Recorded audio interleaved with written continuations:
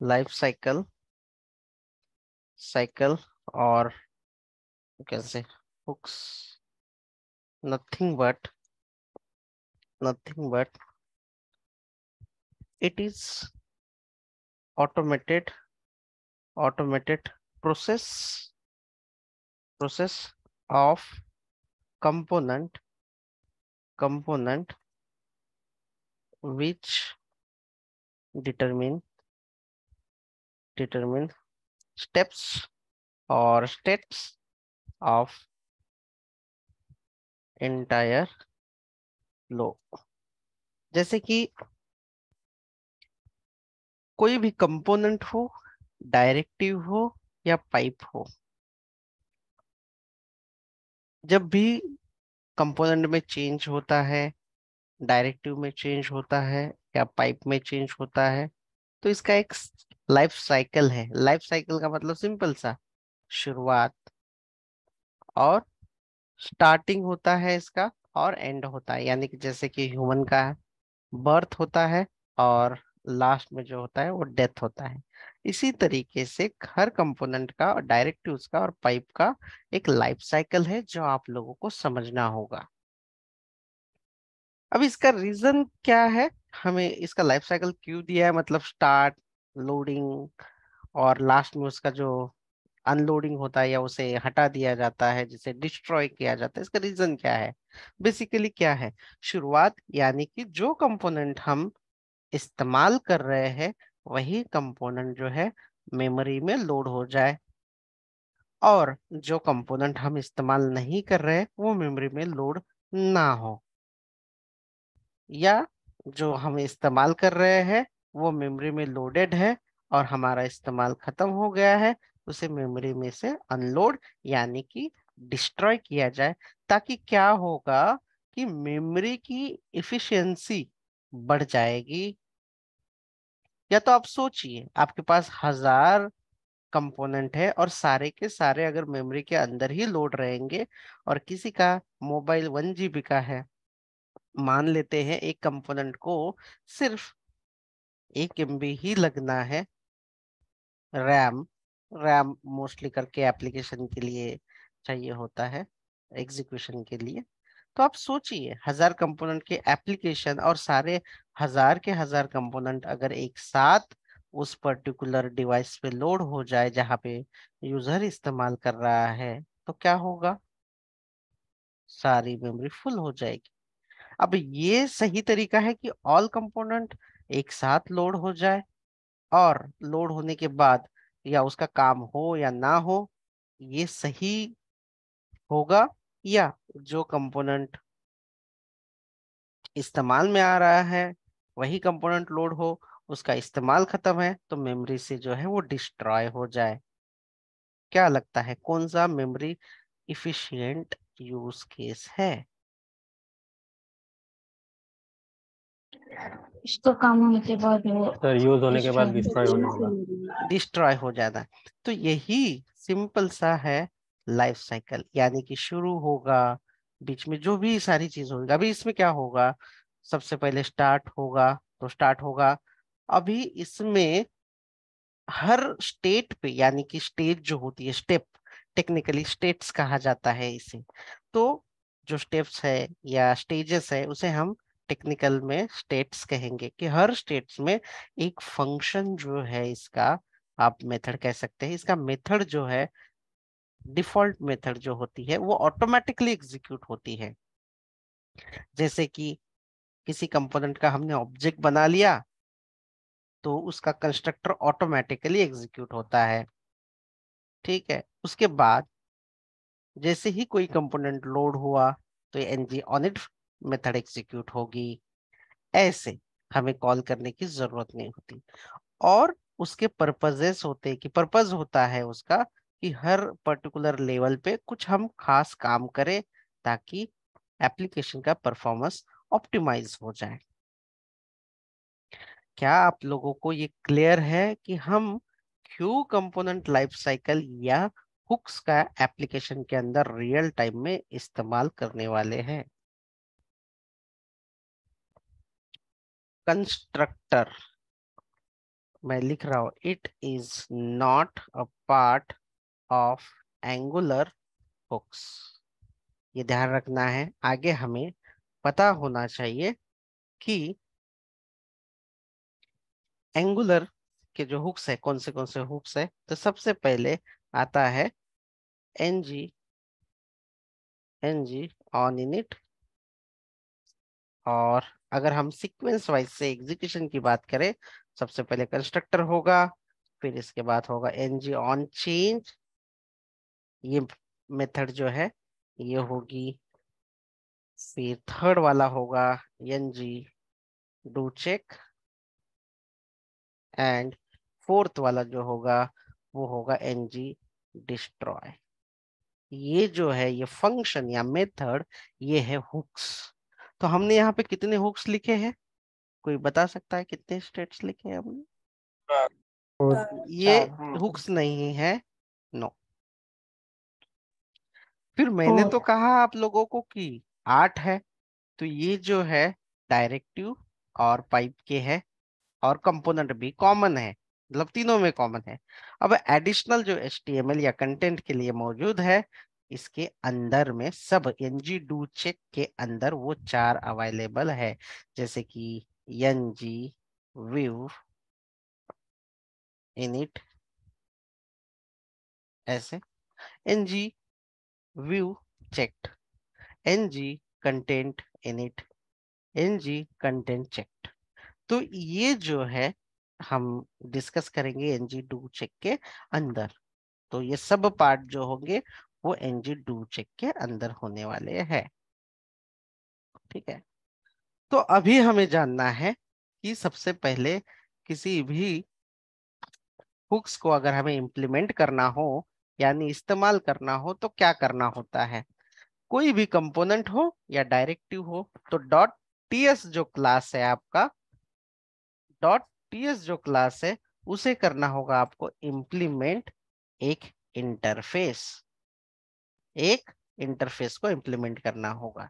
जैसे अगर मुझे जरूरत है एनजी ऑन इनिट हुक की, तो मुझे ये जो इंटरफेस का नाम है वो है इम्प्लीमेंट, हम इम्प्लीमेंट करेंगे ऑन इनिट।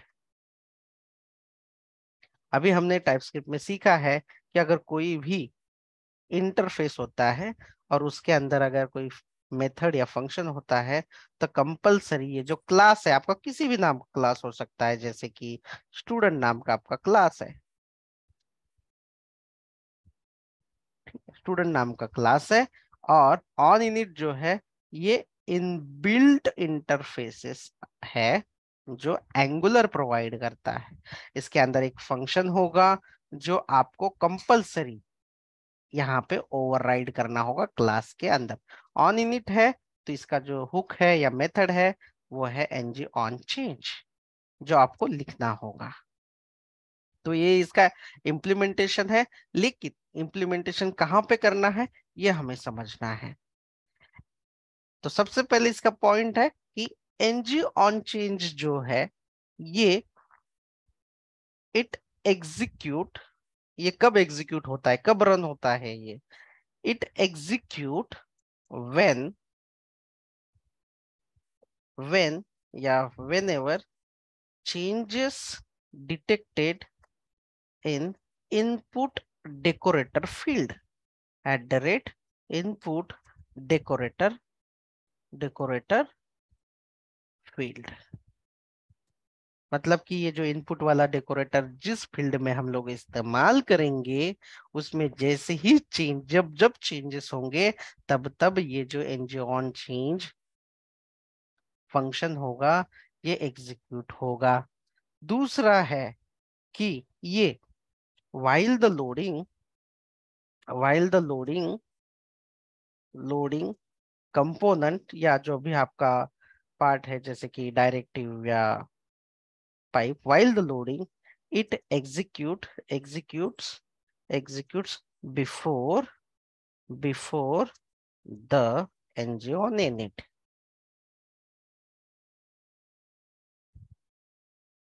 ठीक है, देखो दैट्स इट। आप लोगों को ये जो पॉइंट्स है ये आपको ध्यान में रखना है। तो चलिए इसे मैं प्रैक्टिकली आपको इम्प्लीमेंट करा के दिखा देता हूँ, जो हमने यहाँ पे पॉइंट लिखे हैं।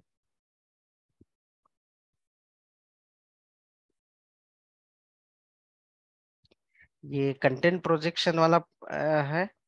इससे हम शायद एनजीएस वो चलेगा, चेक करते हैं।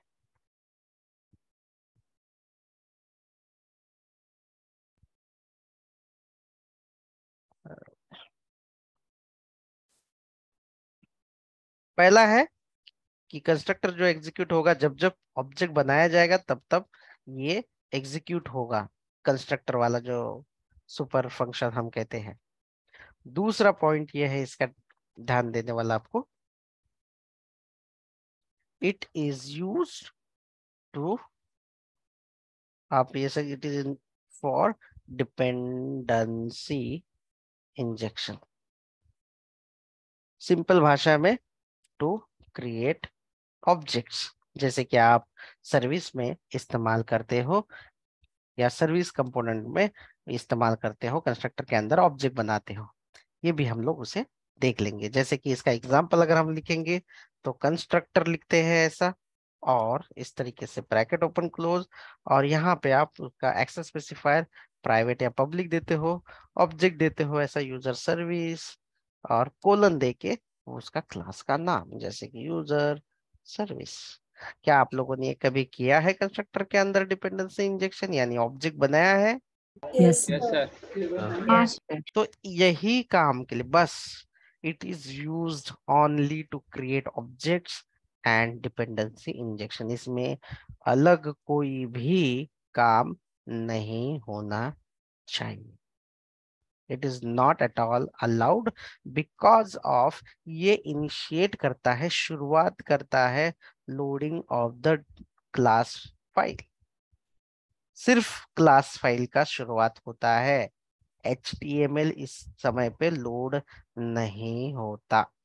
अगर आपका कोई लॉजिक HTML लोड होने का है तो आपको यहाँ पे एरर देगा, अनडिफाइंड या नल, बिकॉज ऑफ ये स्टेज पे तो सिर्फ आपका TS क्लास लोड हो रहा है, और आप एक्सपेक्ट कर रहे हैं कि कोई HTML फाइल पर्टिकुलर दिखाई दे, तो ये इस स्टेज पे नहीं होगा। बहुत सारे लोगों को एरर आ सकते हैं इस सिनेरियो में। ठीक है, तो चलिए कंस्ट्रक्टर हम लोगों ने देखा है। इसके बाद ng ऑन चेंजेस के बारे में देखेंगे।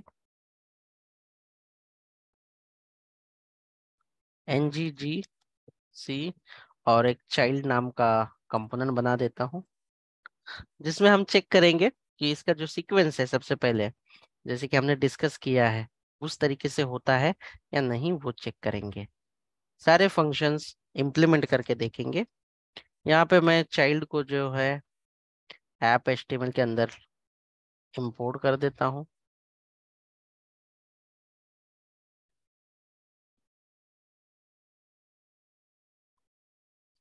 सेव कर लिया मैंने, और देखते हैं कि इसमें कुछ चेंजेस हुए हैं या नहीं। आई होप कि वो टर्मिनेट हुआ होगा।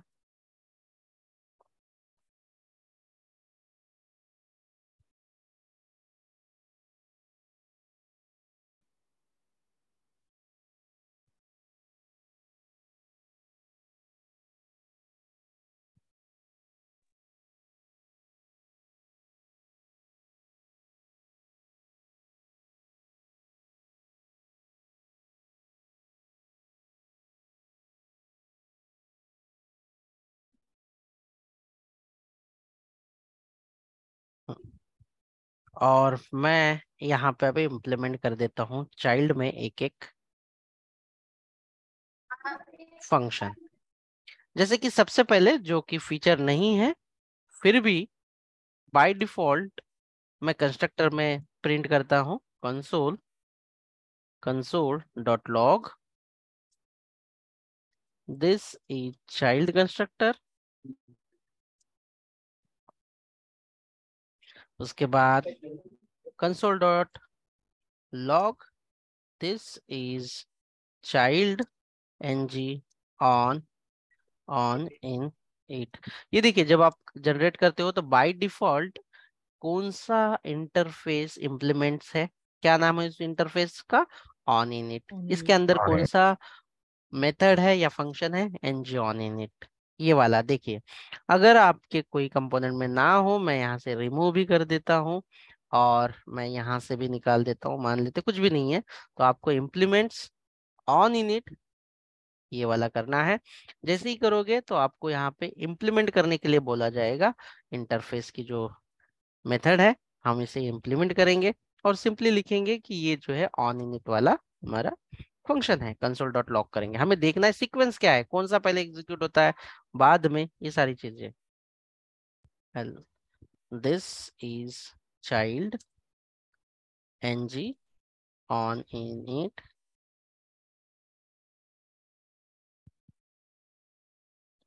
ठीक है, तो अभी आप कंसोल में जाके चेक कीजिए कि पहले कौन सा एग्जीक्यूट हुआ,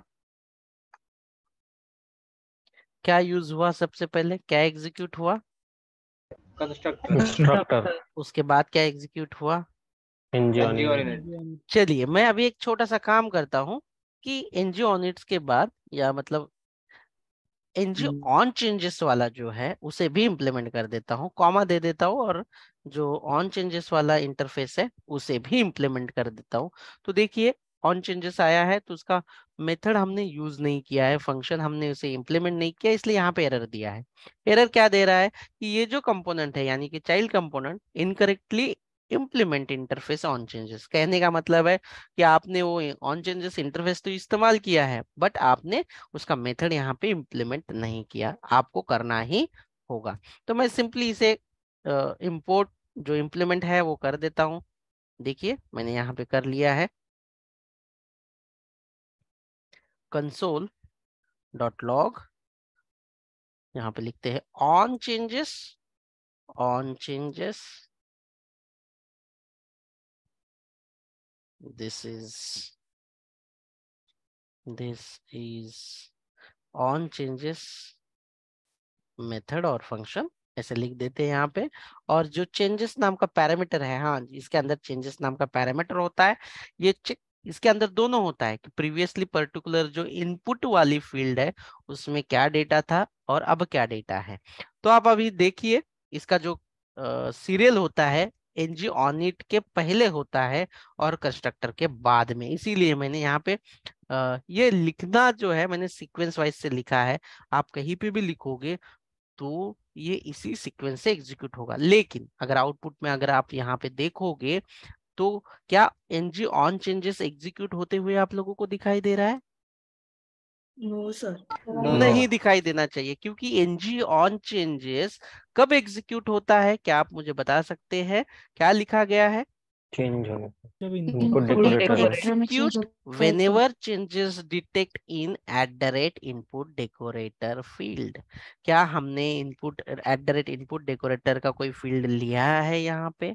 नो सर। नो नो, तो इसीलिए अगर नहीं है तो ng ऑन चेंजेस एग्जीक्यूट नहीं होगी, लेकिन अगर है तो वो कंस्ट्रक्टर के बाद में और ng ऑन इट के पहले एग्जीक्यूट होना ही है।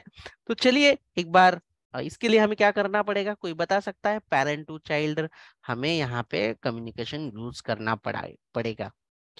देखो तो क्या करना है, यहाँ पे हमें सिंपल जो भी डेटा हमें पेरेंट लेके आएगा, जो भी टाइप का हो, नो वरीज, हम यहाँ पे कौन सा डेकोरेटर यूज करेंगे, इनपुट इनपुट डेकोरेटर यूज करेंगे। बिल्कुल कर लिया यहाँ पे। अगर आपको ये डेटा एनजी ऑन चेंजेस में भी दिखाना है या कहीं पे दिखा सकते हो तो आप दिखा दो, कोई फर्क नहीं पड़ेगा, लेकिन ये जो इसका डेटा जो है ये कैप्चर कर दिया जाएगा इसके अंदर।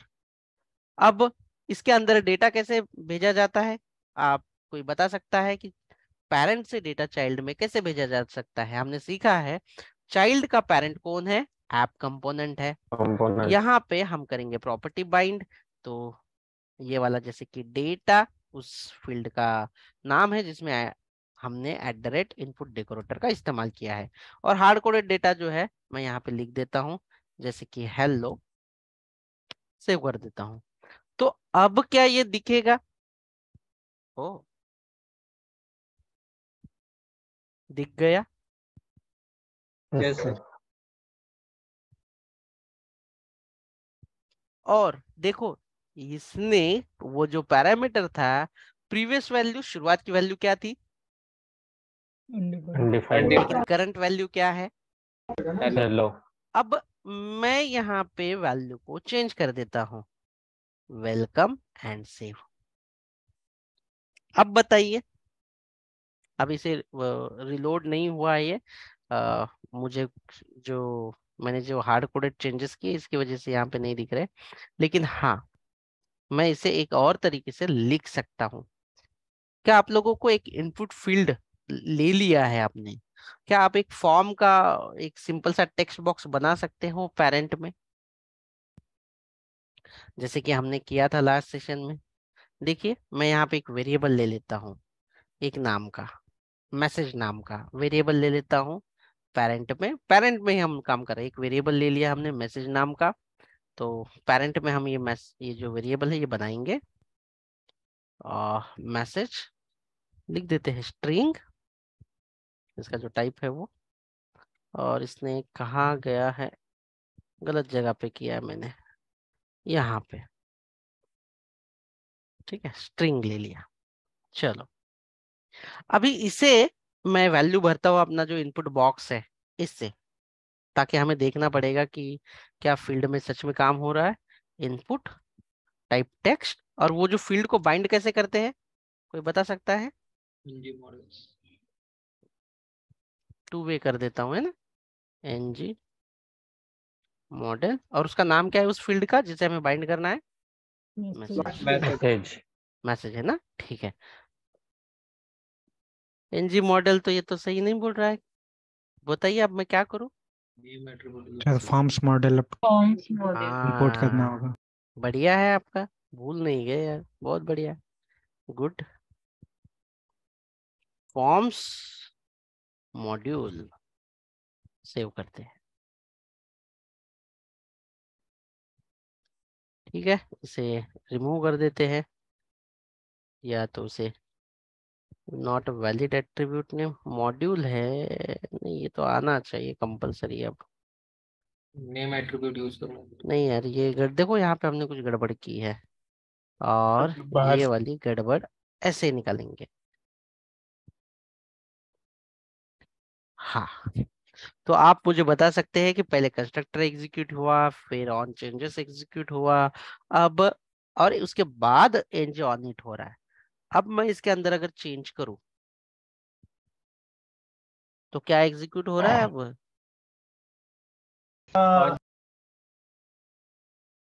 क्या एग्जीक्यूट हो रहा है अब?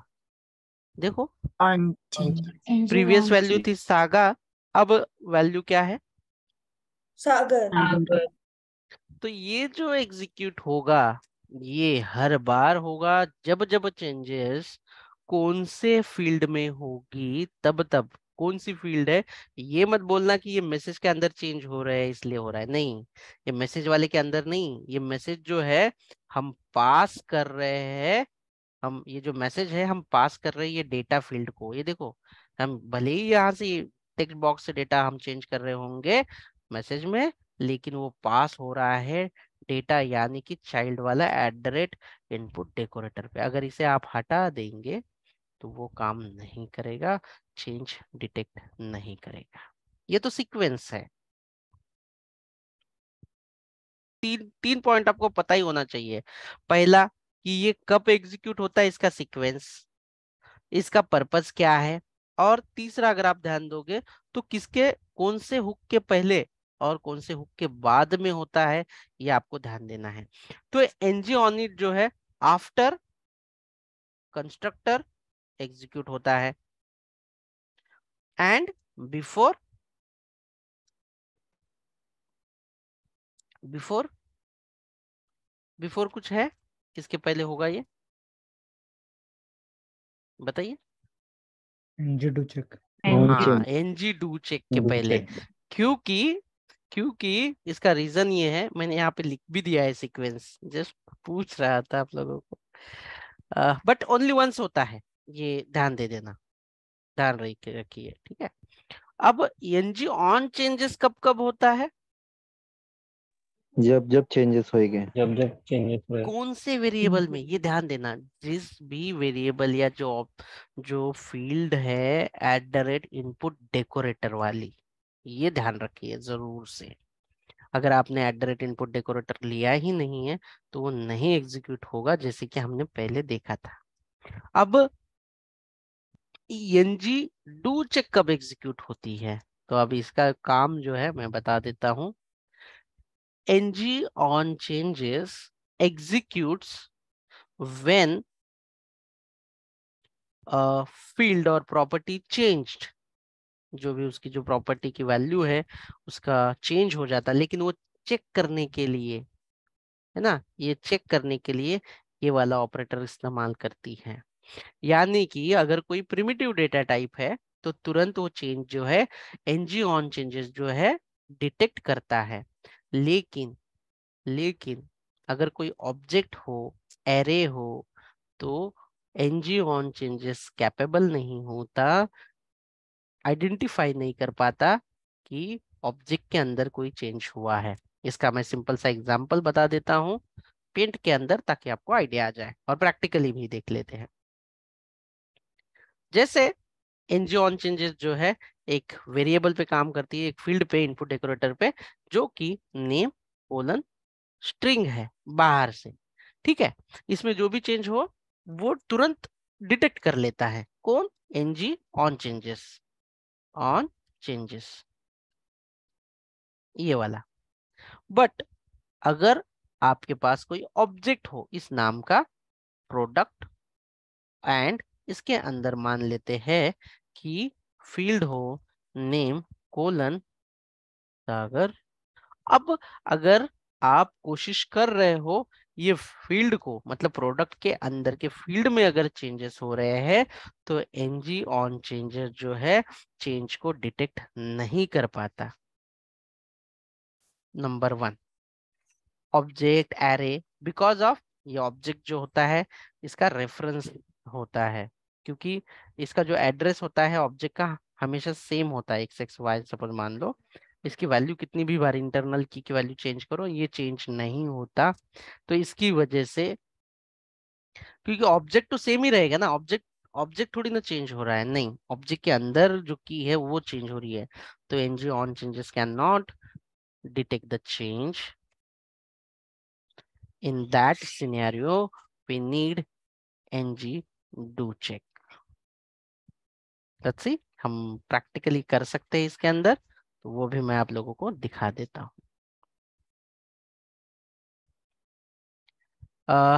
एक बार वापस से बताइए मुझे।